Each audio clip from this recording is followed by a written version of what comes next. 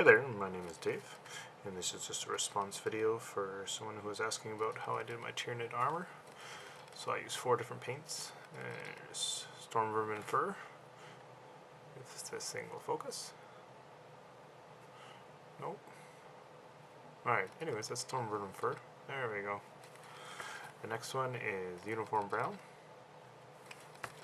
Then I got Tyranid Khaki and Yellowed Bone. So I use Citadel and Reaper mostly. My local game store is extremely far from my house, so I have a hobby store near me that sells Reaper, so that's what mainly I use. So I got another Hive Guard here. This is actually my second attempt. The first one, I dry brushed an arm off, and I had my focus so bad that it was going back and forth every 4 or 5 seconds. So now I'll try to stay in focus and just show you a simple technique. So the key is to keep in the direction of your plates and always trying to grab away from your edge that you want to display the most. So with the high guard, their top plate here is the most visible. This is the gray layer, the Storm Vermin. You can actually be pretty generous and spread around. This is just to counteract some of the blackness on the base coat, so it doesn't appear so dark when you go to the top layers. So it's like almost like a priming layer. But you can see instantly with just a nice Citadel. It's just a wide Citadel dry brush. That's all. It's nothing too fancy. So just drag it upward, and instantly you get plate streaks. So work your way around the whole model.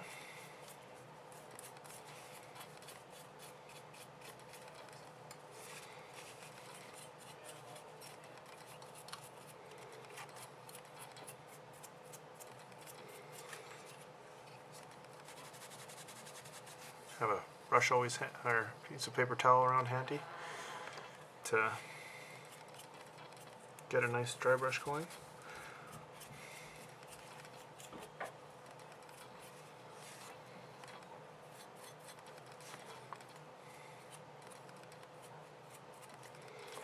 Yeah, this is my very first tutorial video, so hopefully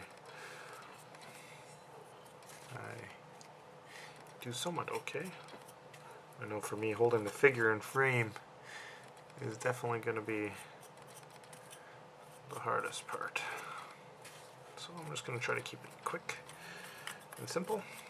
I'll do a second part to this later, where I'll do all the weapons and the fleshy bits after. They're pretty simple and straightforward, but I wanted just to demonstrate this technique as everybody was asking into it. So that's the gray all done. Just very basic, rough, has no real shape to it. Now the next color is the Uniform Brown. This is where you start to lay your base textures for everything. So this one you can be a little more careful on. Start going with the favorable direction with all the plates. You definitely don't want to hit the center of your plates at all.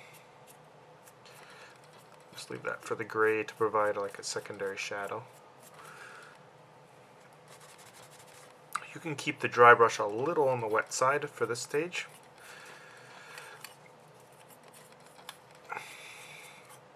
Yeah, what I've learned from doing this is the wetness of your brush for dry brushing.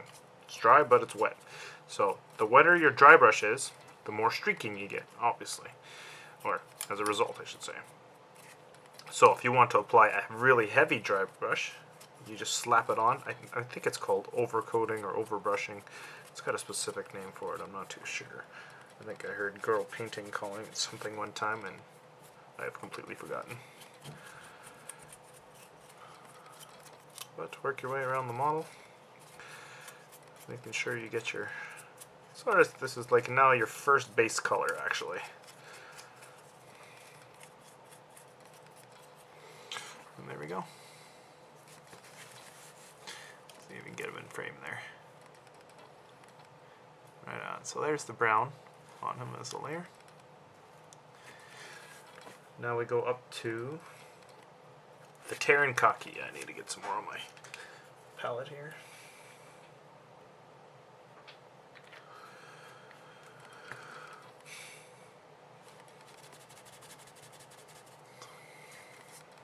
This one you got to be a little more careful on because we're starting to get into the bright colors. We just want this to grab and pull on the edges.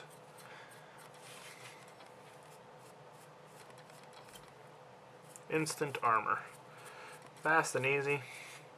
My brother has 60 Hormagaunts and I don't know, 30 Termagants, 20 Gene Stealers.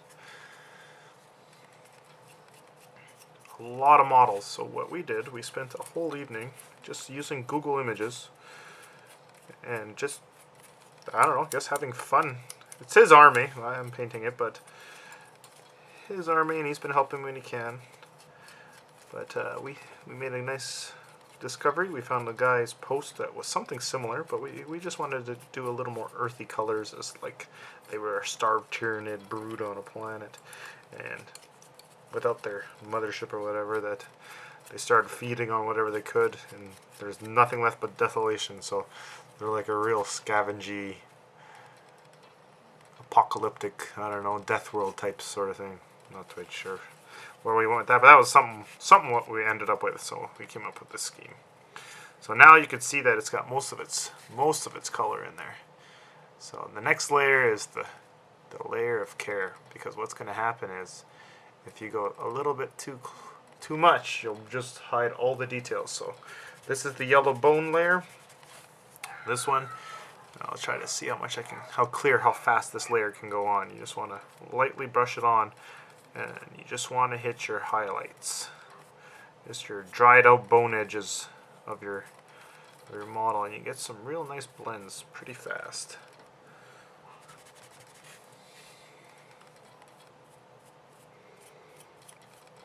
I have the camera facing away from me, so might be missing quite a bit. I'll quickly get off any excess. Oh, a little wet.